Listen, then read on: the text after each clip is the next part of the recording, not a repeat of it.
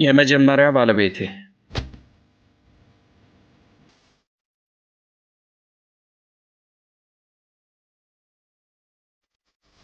አዘጋጁ ዘከሪያ መሐመድን በቅድሚያ እናመሰግናለን።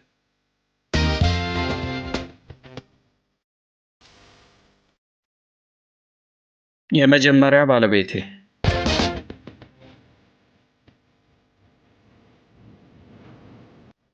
ጥላሁን ገሰሰ የመጀመሪያ ባለቤቴ የሚለው ወይዘሮ አስራት አለሙን ነው። ከ1950ዎቹ ሁለተኛ አጋማሽ ጀምሮ ይህንን አገላለጽ በልበ ሙሉነት ሲጠቀም በመኖሩ በሁሉም እንኳን ባይሆን ራሱን ጨምሮ በብዙ ሰዎች ዘንድ የመጀመሪያ ባለቤቱ እንደሆነች የምትታሰበው ወይዘሮ አስራት ነች። ጥላሁን ፈለቀችን በሰርግ ሲያገባ የሥራ ባልደረቦቹ ሚዜዎቹ የነበሩ ቢሆንም ከክቡር ዘበኛ ባልደረቦቹ ብዙዎቹ የሰርጉ እድምተኞች የነበሩ ቢሆንም ወደ 3 ዓመታት ገደማ ከፈለቀች ጋር በአንድ ጎጆ ስር አብሮ መኖሩ ፀሐይ የሞቀው ሀቅ ቢሆንም ይህ ሁሉ ጥላሁንን ፈለቀች የምትባል ሚስት የለችኝም ብሎ ሳያቅማማ ከመናገርም ሆነ አስራትን የመጀመሪያ ባለቤቴ ብሎ ከማስተዋወቅ አላገደውም። ይህ በአንድ በኩል ጥላሁን ምን ያህል በፈለቀች እርምጃ እንደተበሳጨና ከአእምሮ መዝገብ እንደፋቃት ሊያረጋግጥ፣ በሌላ በኩል ለአስራት ያለውን ውዴታ ሊያመለክት ይችል ይሆናል እንጂ ሀቅ ግን አይደለም። ጥላሁንና ወይዘሮ አስራት ውብ የፍቅርና አንጻራዊ በሆነ መልኩ ረጅም የትዳር ሕይወት አሳልፈዋል። ጥላሁንና አስራት የተዋወቁት እርሷ ገና ተማሪ ሳለች ሲሆን በ1953 ቀለበት አስረው በሚያዝያ 1954 ጋብቻቸው እንደተፈጸመ ዳንኤል ፈይሳ ይናገራል። ጥላሁን የሙያውን ወርቃማ ዘመናት ከወይዘሮ አስራት ጋር ነው የኖረው። እንደ መጀመሪያው ጋብቻ ሁሉ ጥላሁን ወይዘሮ አስራትን ሲያገባ የእርሱ ቤተሰብ የሰርግ ዝግጅት ኮሜርስ አካባቢ ይገኝ በነበረው የወይዘሮ ነገ መኖሪያ ቤት ነው የተሰናዳው። በ1965 በታተመው ሙዚቃ ቲያትርና ስዕል የተሰኘ መጽሔት ላይ የመጽሔቱ አዘጋጅ ጋዜጠኛ ሰለሞን ተሰማ ከሙያህ በግል ያገኘኸው ጥሪት አለን ሲል ላቀረበለት ጥያቄ ጥላሁን በግል ያገኘሁት ጥሪት የለም፣ በጣም የምወዳትና የምትወደኝ ለኑሮዬ የምታስብልኝ ሚስት አግብቼ 4 ልጆች ወልጄ ባለኝ ደሞዝ ተደስቼ እኖራለሁ የሚል ምላሽ ሰጥቷል። በዚህ ንግግሩ ጥላሁን የተጠቀሰው ቃለ ምልልስ እስከተደረገበት ዓመት ድረስ 4 ልጆች የወለደችለትን የሕግ ባለቤቱን ወይዘሮ አስራት አለሙን ነው። ጥላሁንና ወይዘሮ አስራት በትዳር ሕይወታቸው በጠቅላላው 5 ልጆችን ያፈሩ ሲሆን በቅደም ተከተል ምን ያህል ጥላሁን፣ እኔው ነኝ ጥላሁን ወይም ባቡ፣ ንጹህ ብር ጥላሁን፣ የዓለም ዘውድ ጥላሁን ወይም ጃፒ እና ሄላ ገነት ጥላሁን ናቸው። ጥላሁን ከወይዘሮ አስራት ጋር በአንድ ጎጆ መኖር የጀመረው ወይዘሮ አድባሪቱ አሰፋ እንደምትለው ሳሙና ፋብሪካ አካባቢ፣ ሌሎች እንደሚሉት ደግሞ ተፈሪ መኮንን ትምህርት ቤት አቅራቢያ በሚገኝ ግቢ ተከራይቶ በሚኖርበት ቤት ነው። አቶ ደበበ እሸቱ ጥላሁን ከወይዘሮ አስራት ጋር ምስካየ ኅዙናን አጠገብ ይገኝ የነበረ ግቢ ውስጥ እንደሚኖሩ ይናገራል። ምናልባት ወደዚህ ግቢ ከመምጣታቸው በፊት አድባሪቱ በጠቀሰችው አካባቢ ለጥቂት ጊዜያት ኑረው ሊሆን ይችላል።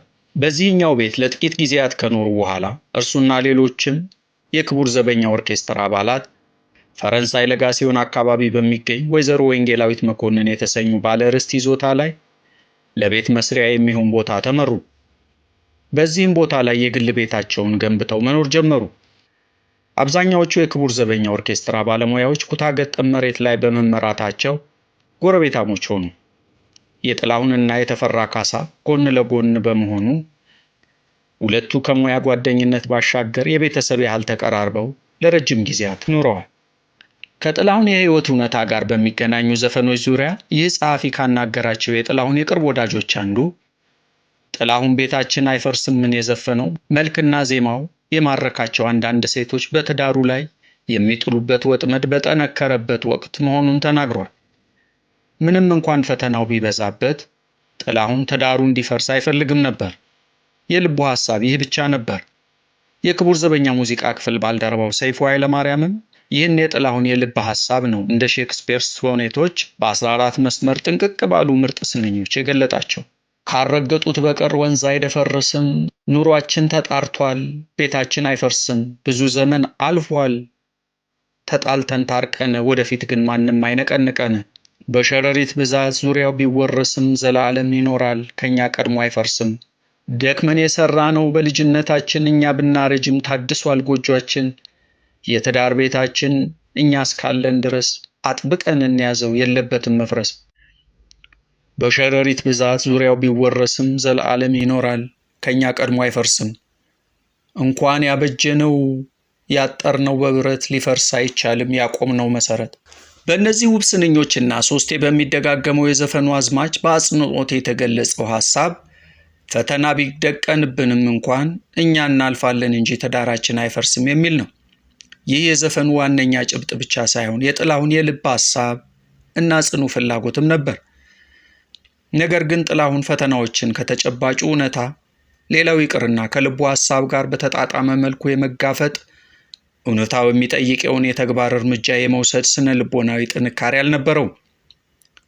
መልክና ዜማው የማረካቸው አንዳንድ ሴቶች ከሚጥሉበት ወጥመድ በጣጥሶ ለመውጣት ቆራጥ እርምጃ መውሰድ ማለትም ወንዙን አለመርገጥ የሚጠበቅበት ሆኖ ሳለ የእርሱ ስነ ልቦና ግን ገሃድ የሆነውን የስጋት ምንጭ ከመጋፈጥ ይልቅ የሌለ ያህል በመካድ ወይም ዲናያል አሊያም በሌላ አመቺ መከላከያ በመጠለል ስለተገነባ የተጋረጠበት ፈተና ሰለባ ከመሆን አላመለጠም።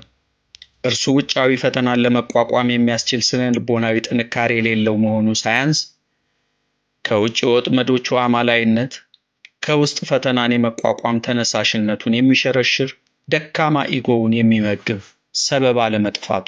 በ1960ዎቹ ሁለተኛ አጋማሽ ፈረንሳይ ለጋሲዮን በሚገኘው የጥላሁን ቤት ይኖር የነበረው የአቶ ፈይሳ ልጅ ዳንኤል ፈይሳ ጥላሁን ከወይዘሮ አስራት ጋር በትዳር ሲኖር በጣም ደስተኛ እንደነበር ይናገራል። አስራት የሐረር ሰው በመሆኗ ነገር የማክረር ባህሪ የለባትም። ለልጆቿ በጣም ጥሩ እናት፣ ለጥላሁንም በጣም ጥሩ ሚስት ነበረች። ከአፏ ምንም አይነት ክፉ ንግግር አይወጣም። ጥላሁንን የት ገባህ የት ወጣህ እያለች አትነዘንዘው። ጥላሁን ከስራ መልስ አሊያም ስራ በሌለ ቀን ግጥምና ዜማ ለማጥናት ቤት ሲውል ሳሎኑን በሚመች መልኩ ታሰናዳለታለች። ዳንኤል እንደሚናገረው ጥላሁን በተለይ በመድረክ የሚያቀርበውን ዘፈን በቤት ውስጥ ደጋግሞ ያጠናል። ጥናቱ በግጥምና ዜማ ላይ ብቻ ሳይሆን በመድረክ አቀራረቡም ላይ ያተኩራል። ከማንም በፊት የጥላሁን ዘፈን ተመልካችና ገምጋሚ አስራት ነበረች። አዘፋፈኑንና እንቅስቃሴውን በጥሞና ተከትላ አስተያየት ትሰጠዋለች። በደንብ እንደምትከታተለው ስለሚያውቅ ጥላሁንም አስተያየቷን ይቀበላል። በአጠቃላይ አስራት በቤተሰባዊና በሙያዊ ሕይወት ውስጥ በብዙ መልኩ ሊጠቀስ የሚችል አዎንታዊ ሚና ነበራል። ይህ እንዳለ ሆኖ ዳንኤል ፈይሳ እንደሚናገረው በ1968 ገደማ በተፈጠረ አንድ ክስተት ሳቢያ ጥላሁን ለመጀመሪያ ጊዜ በወይዘሮ አስራት ላይ ቅሬታ አድሮበታል። ጥላሁን ወላጅነቱ በ1962 ካረፉ በኋላ የእናቱ ንብረት የሆኑ ጥቂት የመገልገያና የባህላዊ እምነት ቁሳቁሶችን ወይዘሮ ጌጤነሽ ሕይወቷ ባለፈበት ወቅት ከኖረችበት ጠመንጃ ያዝ ሰፈር የሚገኝ ቤቷ አስጭኖ መኖሪያ ቤቱ በማምጣት አንድ ክፍል ውስጥ ቆለፈባቸው። በተለይ የባህላዊ እምነት ቁሳቁሶችን በዚህ መልክ ያስቀመጠው አክብሮ እንዲይዛቸው አያቱ ወይዘሮ ነገ አብደላ አጥብቀው አደራ ስላሉትም ጭምር ነበር። ሌሎቹም ቁሳቁሶችም ቢሆን ምንም እንኳን ያገለግሉ ቁሶች ቢሆኑም የእናቱ ማስታወሻ እንደመሆናቸው የትም ሊጥላቸው አልፈለገም። እነዚህ ቁሳቁሶች 6 ዓመት ገደማ ተዘግቶባቸው እንደኖሩና በእነዚህ ጊዜያት ሁሉ ክፍሉ በዕቃዎቹ በመያዙ በሌላ አገልግሎት ላይ እንዳልዋለ ዳንኤል ያስታውሳል። በኋላ ግን አስራት ክፍሉን ለመጠቀም ፈለገች። እናም አንድ ቀን የተዘጋውን ክፍል ከፍታ ጥላሁን ያስቀመጣቸውን ቁሳቁሶች በሙሉ አወጣቻቸው። ከጣውላ የተሰሩ የጠጅ መጥመቂያ በርሜሎች ተሸጠው አቴቴዎቹ በሙሉ ወደ ወንዝ ተጥለው ክፍሉ እንዲጸዳ ተደረገ። ይህ በሚደረግበት ጊዜ ጥላሁን ለመስክ ሥራ ክፍለ ሀገር ሄዶ ነበር። ከመስክ በተመለሰ ማግስት የዚያ ክፍል በር ተከፍቶ አየ። ቀረብ ብሎ ሲመለከት ከእናቱ ቤት ያመጣቸው ነገሮች አንዳቸውም የሉ። እዚህ የነበሩትን ዕቃዎች ለምን አወጣችኋቸው? የትስ አደረሳችኋቸው? ብሎ ጠየቀ። የተደረገው ነገር ተነገረው። ዳንኤል ፈይሳ እንደሚለው ለአስራት ቁሳቁሶቹ እርባና የሌላቸው ያረጁ የጠጅ በርሜሎችና የባህላዊ እምነት ቁሶች ብቻ ነበሩ። ዕቃዎቹ ሐዘን ከመቀስቀስ በቀር ለጥላሁን አይጠቅሙም ብላ ነው ያሰበችው። ምናልባት ቀደም ብላ ዕቃዎቹን የማስወገድ ሐሳቧን አካፍለው ፈቃደኛ አልሆነ ይሆናል። እንደሚመስለኝ እሱ ፊልድ ሲሄድ ይህን እርምጃ የወሰደችው አንዴ ከተወገዱ በኋላ ግፋ ቢል ይቆርጣል፣ ከዚያ ይረሳዋል ብላ በማሰብ ይሆናል። ነገር ግን ጥላሁን የእናቴ ቅርስና የአያቴ አደራ በሚላቸው ቁሳቁሶች ላይ አስራት በወሰደችው እርምጃ በጣም አዘነ። አስራትን በጣም ቢወዳትም በዚህ ድርጊት ግን ሆዱ ሻከረ። ያም ሆኖ በዳንኤል እምነት ጥላሁን ሁለቱንም ስሜቶቹን መውደዱንና የሆዱን መሻከር እንደያዘ ከልጆቹ እናት ጋር ኑሮውን ስለመቀጠል እንጂ ስለ ፍቺው ያስቦ አያውቅም ነበር።